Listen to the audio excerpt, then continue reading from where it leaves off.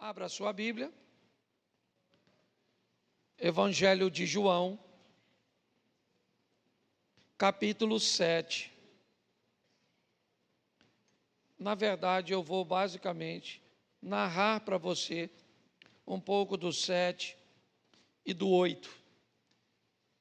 Coloca para mim a partir do verso 1. Isso aí. João 7:1. Passadas essas coisas, Jesus andava pela Galiléia, porque não desejava andar pela Judéia, visto que os judeus queriam matá-lo. E a festa dos judeus, chamada Festa dos Tabernáculos, estava próxima. Então os irmãos de Jesus se dirigiram a ele e disseram: deixe este lugar e vá para a Judéia, para que também os seus discípulos vejam as obras que você faz. Porque se alguém quer ser conhecido, não pode realizar seus feitos em secreto. Já que você faz essas coisas, mas manifeste-se ao mundo. Acontece que nem mesmo os irmãos de Jesus criam nele. Então, Jesus lhes disse: o meu tempo ainda não chegou, mas para vocês, qualquer tempo é oportuno. O mundo não pode odiar vocês, mas a mim ele odeia, porque eu dou testemunho a respeito dele, dizendo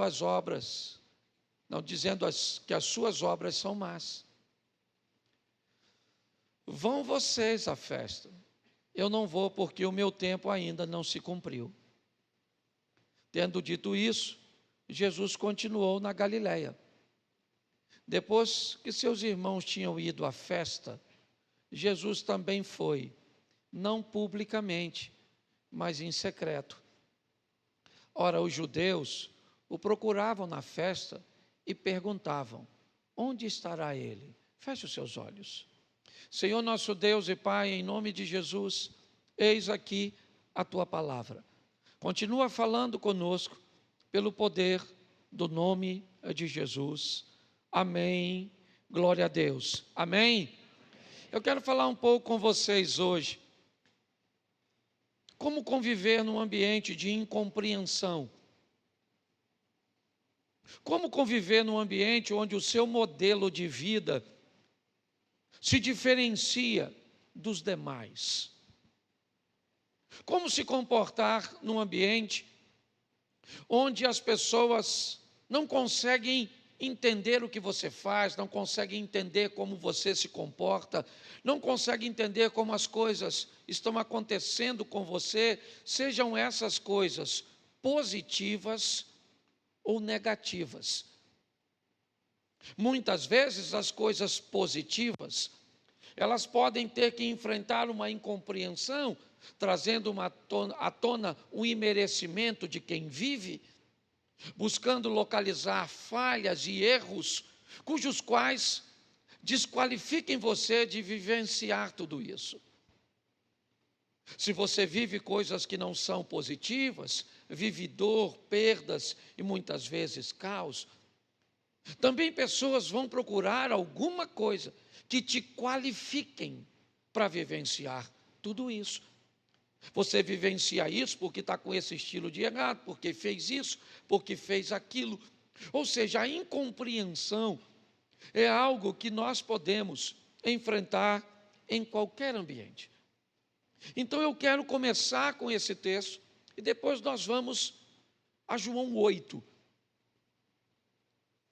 O texto que lemos, não sei se você notou, Jesus está na Galiléia, provavelmente em Nazaré. Está vivendo com sua família. E ele não vai para a Judéia, porque as outras vezes que esteve lá, tentaram matar Jesus. Então Jesus optou por não ir para lá, para não ser morto. Eu não sei se você observou, mas os discípulos de Jesus não estão com ele nessa ocasião. Ele está com seus irmãos, que estranhamente chamam Jesus e aconselham Jesus a ir para a Judeia. Olhe bem, na Judeia estão querendo matar Jesus, e Jesus optou em ficar na Galileia. Os irmãos de Jesus chamam Jesus e dizem: por que é que você não vai para o lugar onde estão querendo te matar? No mínimo, é estranho se nós não continuarmos lendo e observarmos o que os irmãos de Jesus pensam a respeito dele. Primeiro, eles estão confusos, porque viveram com alguém que saiu do mesmo ventre, que recebeu a mesma instrução e que agora começa a fazer coisas, a se comportar de uma maneira bem diferente de seus irmãos. Os irmãos já viram Jesus fazer alguns sinais, já descobriram que ele é capaz de fazer algumas coisas. Então, para sustentar o conselho, para que o conselho não pareça ser tão malicioso, os irmãos vão dizer a Jesus que já que ele faz tudo isso e que ele tem poder para fazer essas coisas tão legais, por que fazer em Nazaré, uma cidade que ninguém costuma frequentar? Por que fazer num lugar tão secreto? Todo mundo que faz coisas tão grandes deve ganhar notoriedade.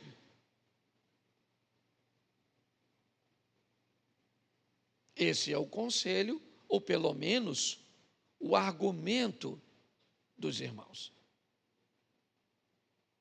Se nós olharmos isso mais a fundo, vamos descobrir que Jesus não está com seus discípulos na Judeia, porque ele está jurado de morte na Judeia e não quer que seus discípulos corram perigo por causa de sua presença. Se olharmos os irmãos de Jesus, vamos ver que os irmãos de Jesus estão impulsionando Jesus para um lugar de perigo, talvez para que não tenham mais que conviver com aquele que mostra para ele todos os dias, ou para eles todos os dias, que é possível viver uma vida de santidade.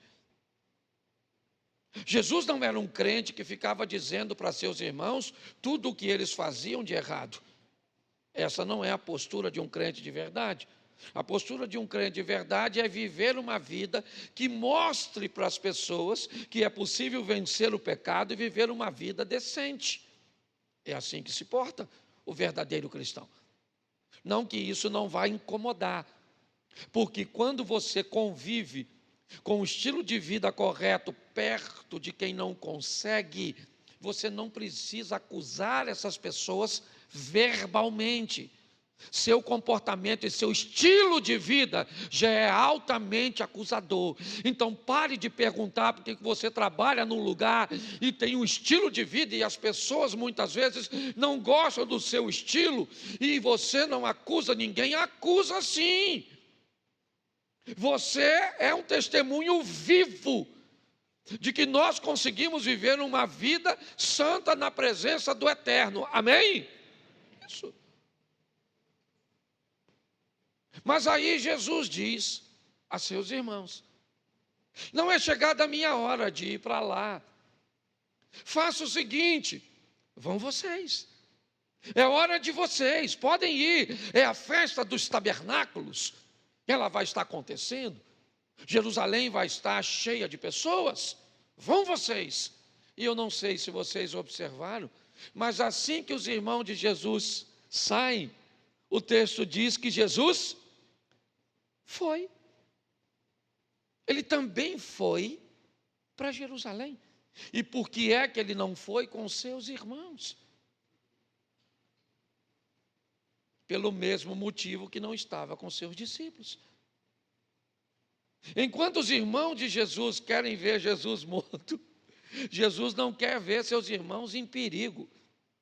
Jesus pensa o oposto das pessoas que pensam o oposto dele. Pode parecer estranho, mas mais estranho ainda é quando alguém que é mau consegue transformar você em alguém mau também. Quando alguém é tão ruim com você que conseguiu te transformar em alguém ruim, esse alguém não é seu inimigo, ele é seu discipulador, ele é seu mestre. Ele foi tão ruim com você e fez tão bem isso, que ele transformou em você ruim também. Quando o seu marido te trai e você trai seu marido, você mostrou que tipo de mestre tem. É assim que funciona. A maneira de Jesus gerenciar suas emoções e que desejar o bem àqueles que lhe desejavam o mal, em fazer o oposto, é algo extraordinário. Jesus vai para lá, e eu não sei se você viu o texto, os discípulos dele estão lá, os irmãos dele estão lá. Então onde vamos procurar Jesus? No meio deles. Mas Jesus está? Não. Por que não quer estar? Porque está com medo deles? Não. Porque Jesus está pensando em manter seguro as pessoas que Ele ama. Diga para quem está do seu lado o seguinte: você sabia que Jesus te ama? Diga para ele agora: você sabia que Jesus deseja te manter seguro? Grave isso que eu estou falando, para que mais à frente você entenda. As pessoas começam a perguntar: cadê ele? Onde ele está? A festa está acontecendo. E de repente, ele aparece. Não está com os discípulos, não está com os irmãos. Então está todo mundo seguro, menos ele. Ele não. A conversa é em torno dele. Se você ler o restante do capítulo 7, eu não tenho tempo para ler tudo, que é grande. Mas você vai ver que as pessoas começam a falar a respeito dele escondido, para que os judeus não saibam que ele é a pauta da festa do tabernáculo. Mas está todo mundo discutindo se ele tem poder, se ele não tem, se ele é um enganador, se tudo o que ele faz não é feito pelo poder oriundo do inferno, de Satanás e dos demônios. O povo está conversando e cada um pensa uma coisa diferente a respeito dele. Cada um tem uma opinião do que ele faz, de como ele pensa, de como ele age, certo? Ninguém consegue compreendê-lo direito. Por quê? Porque ele não segue o padrão. As pessoas não conseguem enxergar nisso. Ele vê valor onde as pessoas não conseguem ver valor. Ele quer dar oportunidade às pessoas que ninguém daria. Ele entra na casa de pessoas para comer que pessoas não comeriam. Ele consegue enxergar coisas e valores onde as pessoas não conseguem. Então está todo mundo muito confuso. Como ele oferece a oportunidade a pessoas que ninguém ofereceria. Então está estranho para todo mundo. E Jesus sabe disso. Está estranho para seus irmãos, que não conseguem entender. Está estranho para Nazaré, um lugar que Jesus quase não pôde fazer nada. Está estranho para seus discípulos, que não conseguem entender. Ele anda em cima d'água, ele faz determinadas coisas. Está estranho na sinagoga. Na metade do capítulo 7 para frente, Jesus está ensinando e as pessoas estão confusas. De onde vem tanto conhecimento? Como ele, que não é alguém que estudou tanto, tem tanta informação e mais, tem tanta habilidade. Agora ele não está sendo mais avaliado por cabeças de bagre, pelo povo em comum. Agora ele já chegou numa casta mais elevada, certo? Os homens que dedicam suas vidas o tempo inteiro a se debruçar sobre o Velho Testamento, a olhar todas as profecias e todas as passagens bíblicas. eles também não conseguem entender. Então, ninguém entende Jesus. Está difícil. Como conviver com alguém que nós não conseguimos entender? Como conviver com alguém que faz com que eu veja e descubra minhas mazelas? Esse é um grande desafio. Por onde Jesus passava, era isso que ele via, era esse comportamento. Mas agora a discussão é grande. E sabem tão pouco a respeito dele, porque ele mora na Galileia, mas nasceu na Judéia. Ele nasce em Belém, então não há nada de errado para se cumprir a palavra sobre ele. Qual é o problema disso? É que nós sabemos disso, mas eles não. O que eles pensam é que Jesus é de Nazaré, ele cresceu em Nazaré, ele não é de uma família nobre, ele não viveu numa casa que era referência da rua, não. A casa que Jesus morava, ninguém sabia. Você pode ir hoje, vá hoje a Jerusalém e procure saber onde Jesus morava, qual era a casa dele em Nazaré. Alguém sabe? Não, ninguém sabe. Hoje a casa visitada, certo de que ele viveu por um períodozinho ministerial, depois dos 30 anos até o 33, morou lá uns 2 anos aproximadamente, é a casa da sogra de Pedro, em Cafarnaum.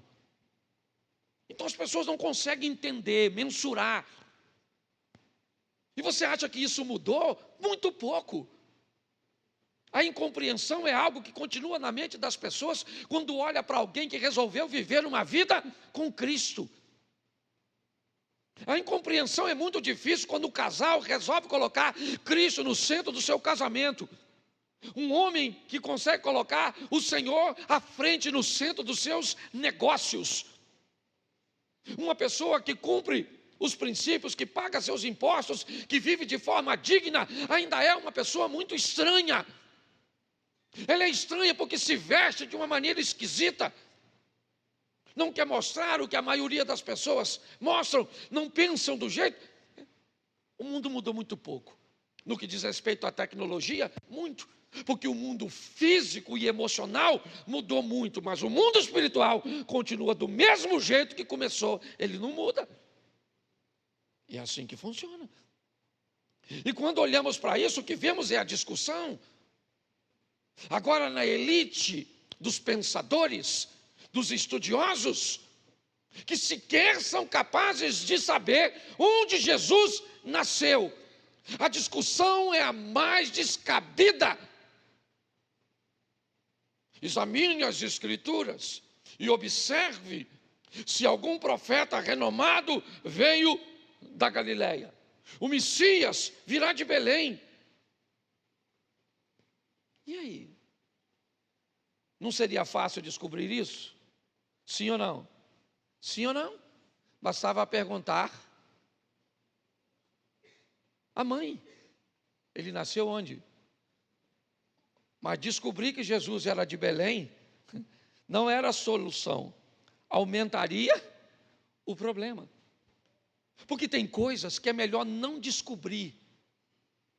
Tem coisas que é melhor fazer vista grossa. Certo? Tem coisas que é melhor fingir que não está acontecendo. Porque se descobrirmos por que acontece, talvez pode piorar. Se descobrir por que fazemos de fato, pode ser pior. Então, para que eu não olhe para mim mesmo e descubra que o que eu faço é uma escolha minha, é melhor culpar meu pai. É melhor culpar minha mãe. É melhor culpar um trauma. É melhor culpar o pastor, o vizinho, o cônjuge. É melhor. Fica mais suave. Eles não enxergam porque não querem enxergar. Um dos camaradas que caminha com eles, Nicodemos, venceu isso e no capítulo 3 do Evangelho de João, encontra-se com Jesus. Ele faz parte do fechamento do capítulo 7. Certo? Porque Nicodemos começa a tentar defender Jesus, dizendo: é costume nosso defender um homem sem antes ouvir o que ele tem a dizer. O que Nicodemos está dizendo é muito simples: vamos trazer Jesus até aqui e vamos perguntar a ele, e vocês, né? Provavelmente ali ele está dizendo, e nós vamos ver o que ele tem a dizer, ainda que o Nicodemos já tenha visto no capítulo 3. E aí novamente, alguém diz: examine-se, isso é coisa, aceitar este homem, esse impostor, é coisa desse povo que nada sabe. Algum dos nossos creram nele? Nicodemos sim, mas não teve coragem de falar. O versículo termina, coloca 51, eu acho que é 51 a 52, não sei até onde vai João, o último versículo, do 7, 53, e cada um foi para a sua, acabou. Cada um foi para a sua casa. Mas no capítulo 8, a história muda. O personagem central continua sendo Jesus. O objetivo dele continua sendo o mesmo de hoje. Protegeu e salvou seus irmãos, não os conduzindo. Protegeu e salvou seus discípulos, não estando com ele. Mas no capítulo 8, coloca o verso primeiro. Jesus, no entanto, foi para o Monte das Oliveiras. De madrugada voltou novamente para o templo, e todo o povo se reuniu em volta dele, e Jesus, assentado, os ensinava. Então, os escribas e fariseus trouxeram à presença dele uma mulher surpreendida em adultério, e fazendo-a ficar de pé no meio de todos, disseram a Jesus: Mestre, essa mulher foi surpreendida em flagrante de adultério. Na lei, Moisés nos ordenou que tais mulheres sejam apedrejadas. E o Senhor, o que tem a dizer? Olha para mim, novamente. Vamos observar que Jesus vai entrar em cena novamente. Me parece que os seus algozes são os mesmos. Mudou apenas o tempo. Foi só refletir o que deveria fazer durante aquele período. E agora eles vão até Jesus, trazendo na mão uma pecadora, que podia ser eu, podia ser você. É muito comum olharmos um pecador e não nos colocarmos no lugar dele. Olharmos alguém que está vivendo uma dor e não nos colocarmos naquele lugar. Se fosse alguém que estivesse num bom carro, numa boa casa, aí nós gostaríamos de estar no lugar dele. Certo? Mas aquela mulher, quem é aquela mulher? Aquela mulher sou eu. Aquela mulher é você. Quem é aquela mulher? Aquela mulher é alguém que está sentenciada de morte. Pastor, mas eu não estou sentenciado de morte. Não. Não está? Todos nós estamos. Só não sabemos quando ela vai acontecer. Tem um dito popular que diz que para morrer, basta estar vivo. Mas eu quero te mostrar por que essa mulher vai viver isso. O texto do verso 1 diz: Jesus estava no Monte das Oliveiras, do outro lado. Vamos imaginar daqui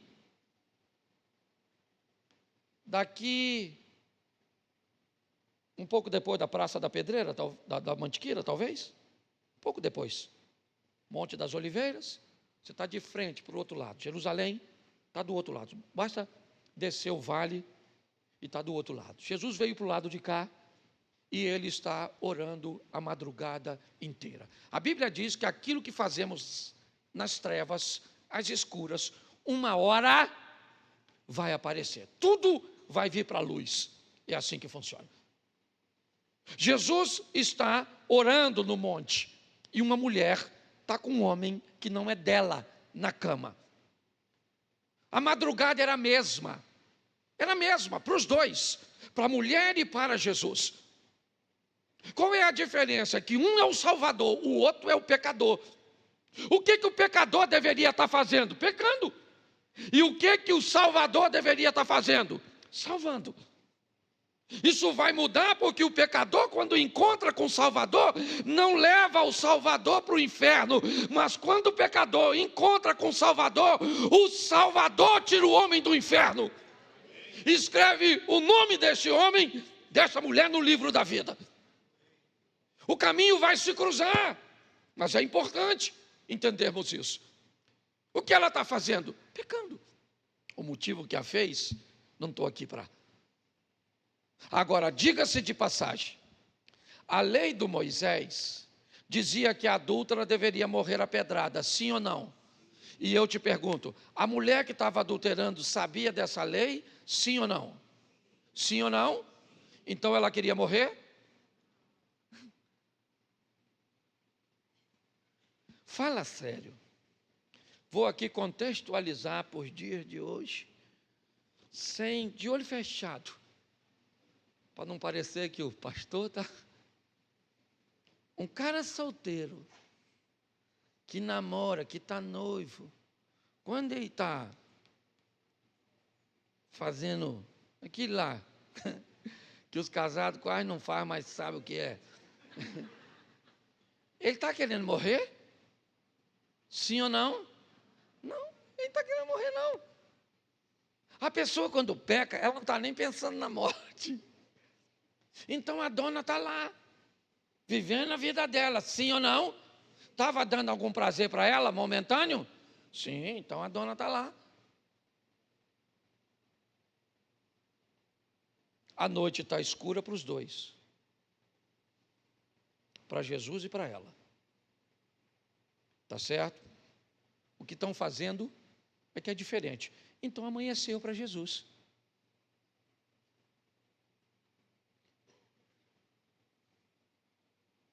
Quando amanheceu para Jesus, será que amanheceu para ela? Sim ou não? Então chegou a hora de prestar conta. Chegou a hora, finalmente. Então vamos embora. Jesus vai para o templo. Ele vai se apresentar, vai falar com as pessoas, vai continuar o processo de entrega daquilo que ele recebeu. Ela foi capturada no leito. Pegaram a mulher e vão matá-la.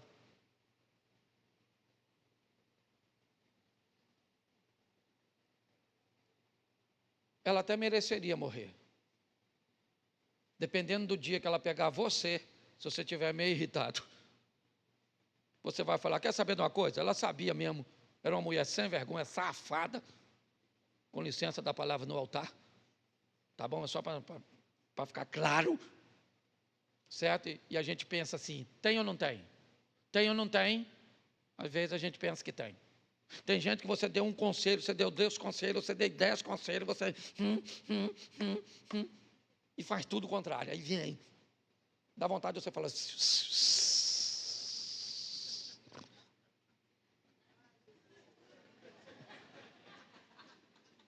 dá vontade de você falar, vá para o inferno, miséria. Dá ou não dá? Dá vontade. Você está sem paciência.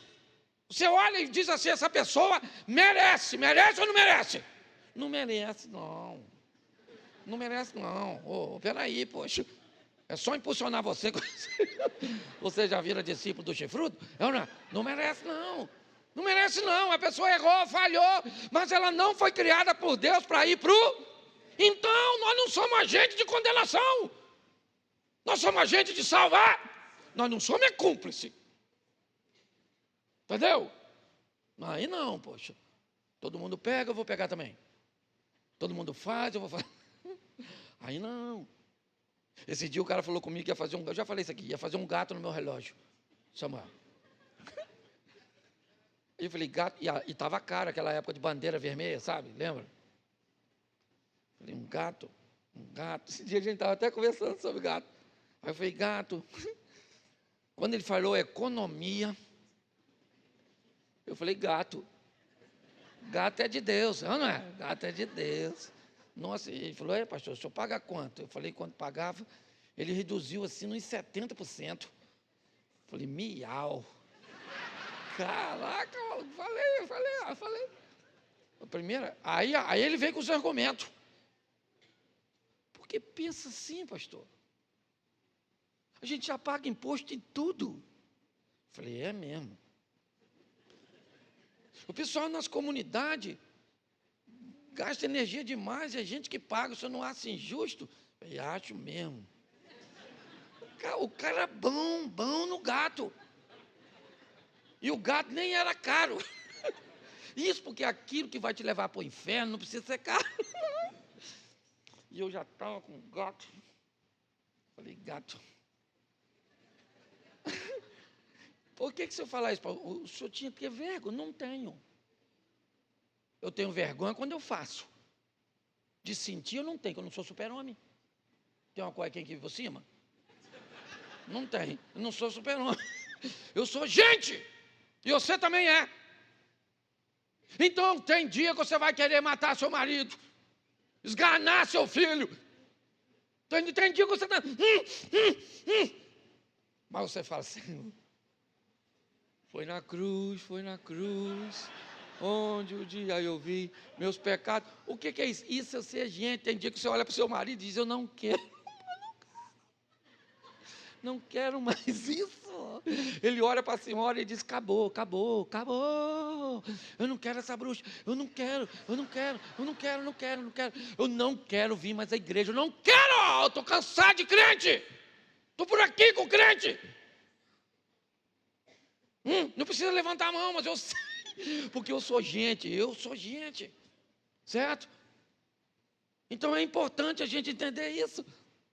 A mulher merecia ir para o inferno, se lascar, morrer, sim ou não? Eu ainda não consegui convencer, Xará. Se eu continuar pregando, porque primeiro alguém falou que merecia. Aí eu argumentei, perguntei de novo. Não sei, prefiro não me envolver nesse assunto, tá certo? Vamos imaginar a mulher pega por esses homens, lembra, escribas e fariseus, a mesma turma que estava com Nico. Lembra no final do versículo 53 do capítulo? Lembra? Os caras todos lá vão dar pedrada nessa dona. Isso, traidora, infratora. Pensa, ela andando, tinha que tirar para fora dos muros da cidade para matar. Pensa ela, coitada, devia estar seminua porque foi pega em flagrante. Pensa.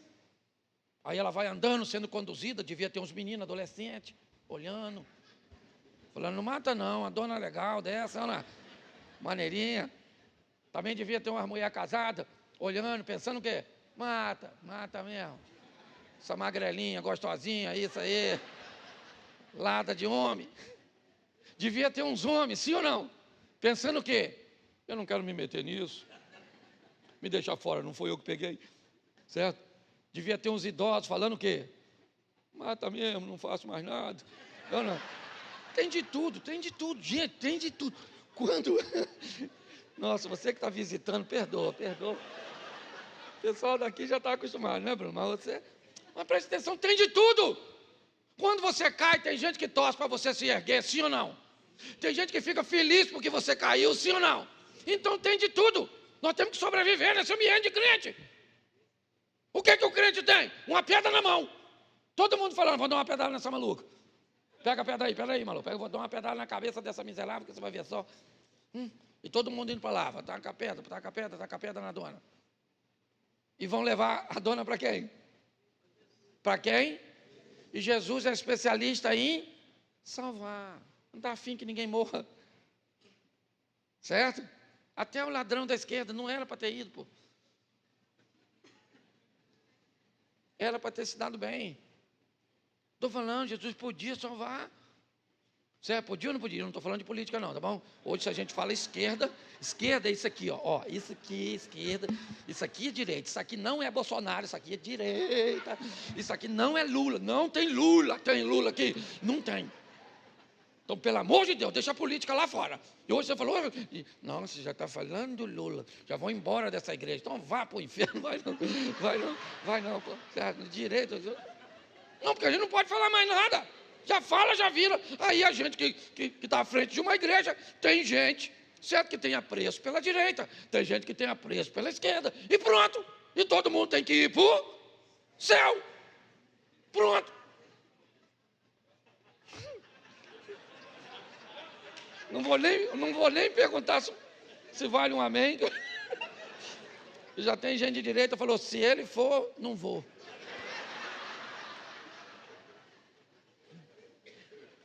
Volte aqui para o texto, brincadeiras à parte. Observe bem. Todo mundo está com a pedra na mão, sim ou não? Desejando matar a mulher. É isso. Ela infringiu a lei de Moisés. Ela merece morrer. Pelo menos no que diz respeito à lei de Moisés.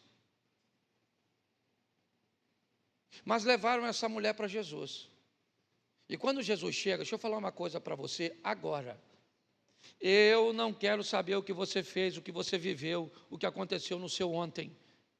Se você está vivo, se você não morreu, ainda tem esperança para você. Eu não sei qual foi o diagnóstico que te deram, eu não sei. Eu só sei de uma coisa, se você ainda não morreu, tem alguém que pode te dar vida. Você pode viver o milagre. Posso ouvir um amém? Amém. Isso serve principalmente para você que está aí do outro lado, na rede social, nesse momento. É assim que funciona. Vão levar a mulher até Jesus? Ele está ensinando. E eles colocam a mulher no meio. E agora Jesus não é mais o centro das atenções. Até o momento era, mas agora não. O que tem é uma mulher provavelmente com pouca roupa e com muita vergonha e humilhação. Seu corpo provavelmente já está se preparando, porque ela conhece a lei. E ela sabe que ninguém vai se colocar entre ela e a lei para livrá-la da morte. Ninguém. O único que pode dizer, morte, onde está, ó morte, a sua vitória? É Ele. O que ela está é sozinha, à espera do cumprimento de uma sentença. Julgada ela já foi pelos escribas e fariseus, usando a lei de Moisés. Não é uma questão interpretativa, como faz hoje Alexandre de Moraes. Não. É algo que está na lei, basta ler. E vai dizer que o adultério é passivo de morte e pronto. Ninguém precisa ir para casa com um sentimento de culpa. Certo? Não, exatamente. Não cabe recurso. Não cabe apelação. Só que quem está diante dela e deles é alguém diferenciado. Diferenciado desde de Nazaré, onde cresceu. Estranho para seus irmãos, estranho para seus vizinhos, estranho para a sua cidade. Ele é um estranho. Jesus está lá, e agora a conversa é de gente grande. Acabou. Não tem discípulozinho, não tem povinho, não tem ninguém com pedra na mão. Agora provavelmente ali está líderes. Apesar de não narrar a presença dos dois maiorais da liderança, Anás e Caifás, tem alguém do alto escalão ali para olhar para com Jesus ou para Jesus na mesma linha e dizer: Essa mulher foi pega no próprio ato adulterando, a lei de Moisés nos manda apedrejá-la, e queremos saber qual a sua opinião. Opinião para quê, cara? Para que eu vou dar minha opinião? O que a minha opinião vale? Ela não vale de nada. A lei aí é a lei de Moisés. O que adianta eu dar a minha opinião? A minha opinião não muda a lei. Então não vale a pena. O que ele está querendo? Eles estão querendo duas coisas: acabar com Jesus o matando, ou acabar com Jesus descredenciando Jesus. Então o que eles querem é que Jesus responda. E tanto querem que Jesus não respondeu nada, mas eles não se contentaram, porque o nada deixava Jesus livre. Então eles provocam e insistem em Jesus: diga, apedreja ou não apedreja? Apedreja ou não apedreja? Se Jesus diz, apedreja, era fácil. Vamos pegar essa mulher, levamos para fora dos muros, matamos essa mulher à pedrada e vamos voltar para Jerusalém. E vamos dizer que esse cara que prega amor mandou matar a mulher adúltera. E bastava mandar matar um pecador, que já era, gerou jurisprudência, certo? Se Jesus diz não apedreja, aí o problema é maior. Porque Jesus diz não apedreja ela, eles acusam Jesus de blasfêmio, de se opor à lei do Moisés, e aí vão apedrejar a mulher e ele também. Ou seja, na ótica deles, é uma ideia fantástica. Mas o que está em jogo, esquece a lei. O que está em jogo é uma mulher seminua. Essa bagunça toda não tem a ver com fariseus, discípulos, multidão. Tudo isso é por causa de uma adúltera, de uma pecadora. Você quer se desqualificar? Se desqualifique. Você quer dizer que este culto aqui não pode ser feito na totalidade para você? Pense desse jeito. Mas quanto mais rápido você descobrir quem você é para Deus, você vai descobrir por que o câncer não te matou. Você vai descobrir porque você já viveu tanta coisa ruim e você ainda está com os pés firmados na rocha, porque é Ele que tem te sustentado. Mas as pessoas não acreditam nisso. Elas não são obrigadas a acreditar. Elas não são. O que nós vemos agora é Jesus quieto, talvez esboçando uma tranquilidade que irritavam. Mas ele se levanta, olha para discípulos, fala comigo, discípulos, olha para a multidão, fala multidão, e olha para escribas e fariseus, fala escribas e fariseus. Ele levanta e pega todo mundo e diz: aquele dentre vós que não tem pecado algum, atire a primeira pedra. Atire.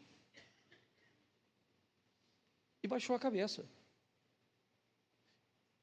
E voltou a fazer o que estava fazendo. Aí, ele gerou um problema. Quem atira a primeira pedra?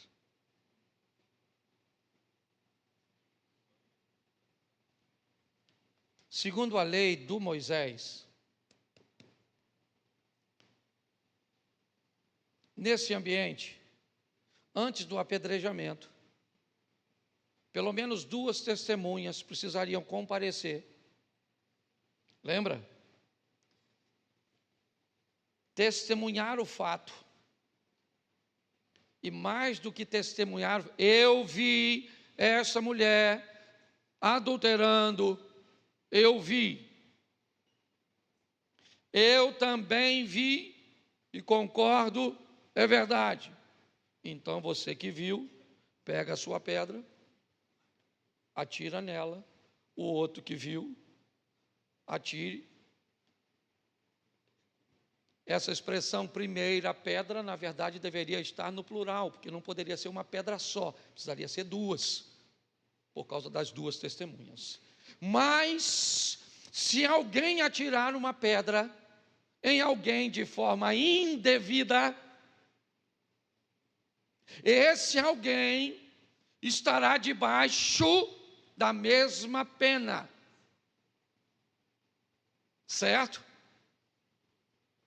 Quando Jesus diz para todos: atire a primeira pedra quem não tem pecado. Todo mundo sabia que uma pessoa tinha pecado ali. Quem? Jesus? Sim ou não? Que não tinha pecado. Jesus tinha? As pessoas que estavam ali tinham? Não. Nesse momento, não. Nesse momento só tem uma pessoa que tem pecado. Quem é? A mulher. Porque o pecado dela, a situação apontava toda para ela. E quando um erro aponta para uma pessoa só, ele parece que todo mundo é santo. Então, se tem alguém que todo mundo sabe que é pecadora, é a mulher.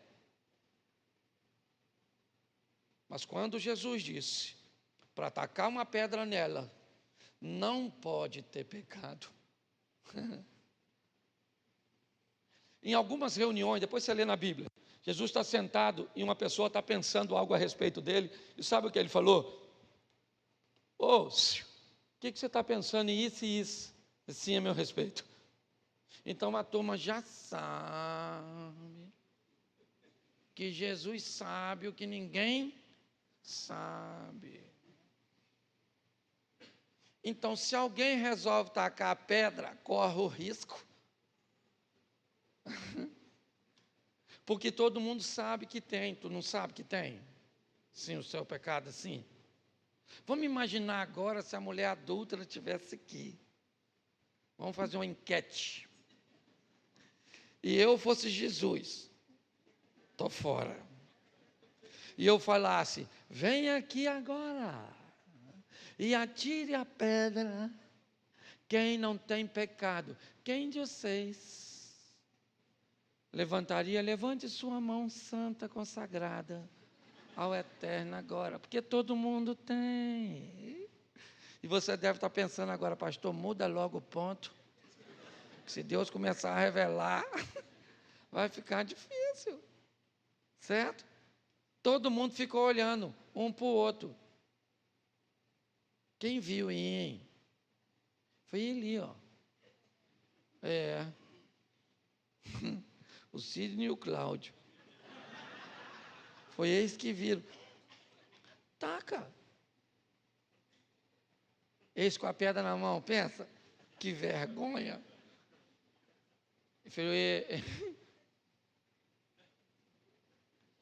Na verdade, quando eu cheguei lá, já tinha terminado o serviço.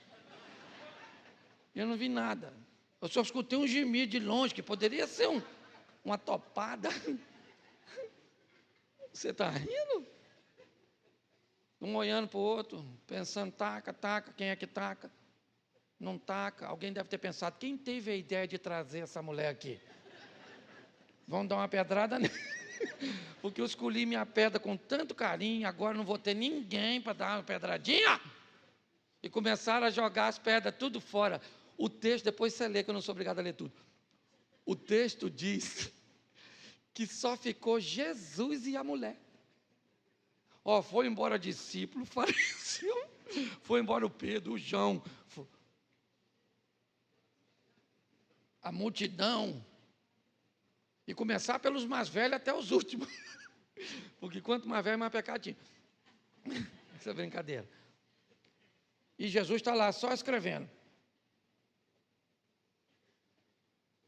E a mulher em pé. E todo mundo, ó. Aí eu imagino Jesus levantando assim, ó.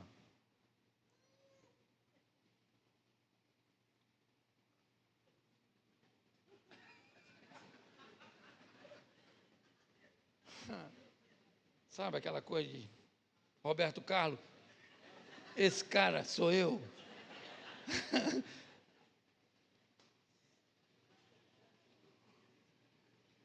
E aí, mulher?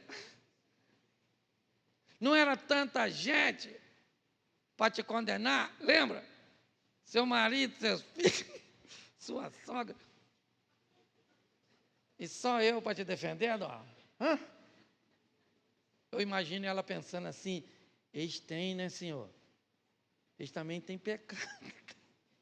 Os escribas também têm. Até os discípulos do Senhor. Cuidado, hein, que esses discípulos aí. Os discípulos são muito crentes, não. Todo mundo tem, né, Jesus? Ninguém tem autoridade para me dar uma pedrada, né, Jesus? Eu imagino Jesus. Você só precisa da primeira. Se tiver um para te apedrejar. Deixa eu falar uma coisa para você. Olha, nós vamos morrer lutando contra o pecado. Essa mente sem vergonha que nós temos, principalmente mediante a tudo que a gente vê durante o tempo inteiro, é quase impossível. Certo? É quase. Mas nós vamos morrer tentando. Nós vamos morrer lutando, dizendo eu amo a Cristo. E eu creio que nós vamos nos livrar da maioria dos nossos pecados. E vamos lutar para que sejam todos. E talvez possamos ouvir o mesmo que disse o apóstolo Paulo: querendo ficar livre de tudo, a minha graça te basta. Mas é importante. Hoje eu quero que você saia daqui entendendo o quão importante você é para Deus. Se as pessoas vão entender ou não, se às vezes as situações ou o próprio Satanás vai tentar te convencer, não acredite. Ele veio para salvar seus irmãos, seus discípulos, os ladrões, o endemoniado, certo? A mulher adúltera, certo? Porque Ele quer nos dar uma oportunidade. Eu sei que talvez você possa ter errado. Errado com alguém que você amava. Talvez você possa ter cometido uma falha muito grave. Eu não sei. Você precisa de arrependimento e não de remorso. A dor é bem parecida. A diferença da dor do arrependimento é que ela te impulsiona a prosseguir. E a dor do remorso te impulsiona a desistir. Acredite que ainda dá tempo. Acredite que Ele foi aquele madeiro para salvar seus irmãos, sua mãe, seus discípulos, a igreja primitiva, a igreja da Idade Média e a nós.